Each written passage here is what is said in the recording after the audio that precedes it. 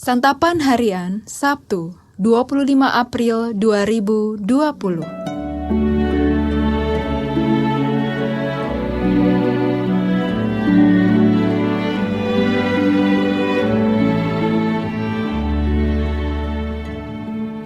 Inilah program Santapan Harian, sebuah program yang mengajak Anda menelusuri isi Alkitab, agar Anda menemukan makna firman Tuhan sesuai dengan konteksnya.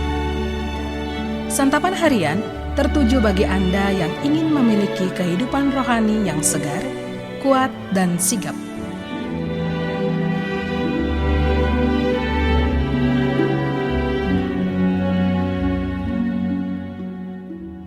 Hari ini kita akan membaca Bilangan pasal yang ke-9, ayatnya yang ke-15 hingga ayatnya yang ke-23.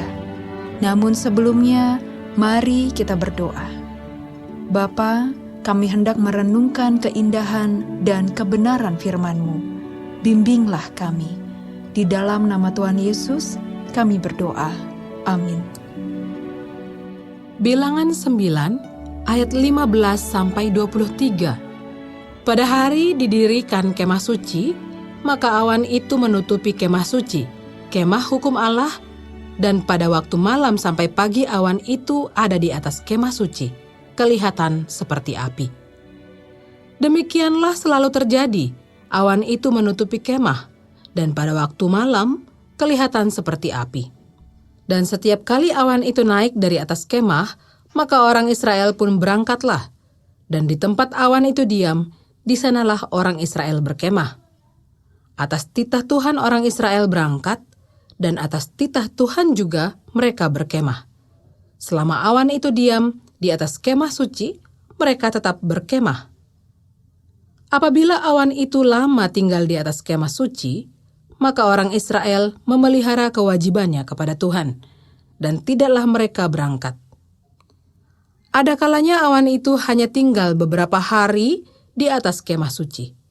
Maka atas titah Tuhan mereka berkemah, dan atas titah Tuhan juga mereka berangkat.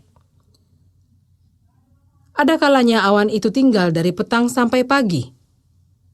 Ketika awan itu naik pada waktu pagi, mereka pun berangkatlah, baik pada waktu siang, baik pada waktu malam. Apabila awan itu naik, mereka pun berangkatlah. Berapa lama pun juga awan itu diam di atas kemah suci, baik 2 hari, baik sebulan, atau lebih lama, maka orang Israel tetap berkemah dan tidak berangkat. Tetapi apabila awan itu naik, barulah mereka berangkat.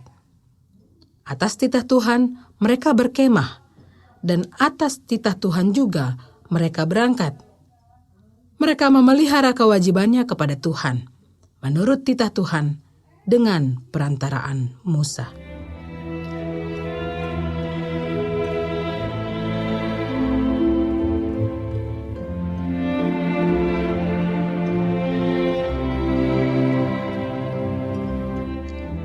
Sahabat Santapan Harian, mencari tuntunan Tuhan adalah topik diskusi yang tidak pernah lekang oleh waktu.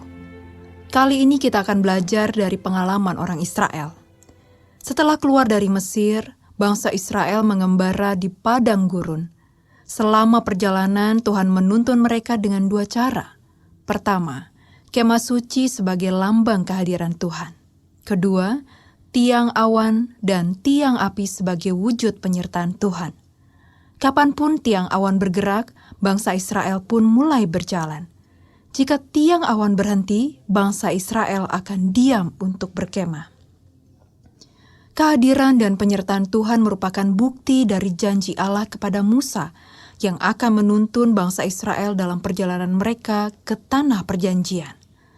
Bangsa Israel perlu belajar untuk melepaskan semua ikatan dan ketergantungan kepada Mesir. Itulah sebabnya perjalanan di padang gurun diperlukan untuk menggembleng iman mereka. Tiang awan menunjukkan bahwa Tuhanlah yang membawa mereka keluar dari Mesir. Ia tidak hanya menjanjikan tanah perjanjian, tetapi juga menyertai dan melindungi mereka secara langsung. Agama memang mengajarkan bagaimana cara manusia menjangkau Allah.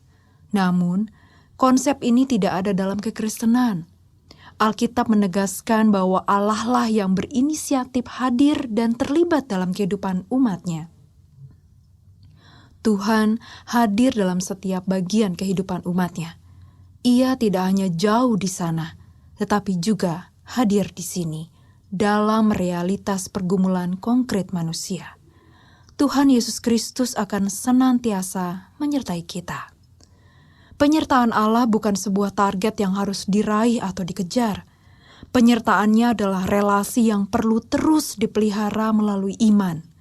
Tuhan Yesus menjadi bukti nyata kehadiran dan keterlibatan Allah dalam hidup kita.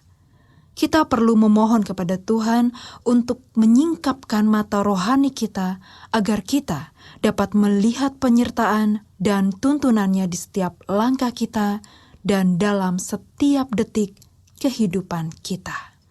Mari kita berdoa. Terima kasih Kristus untuk penyertaan-Mu dalam setiap langkah hidup kami. Di dalam kasih-Mu Kristus Yesus, kami bersujud. Amin.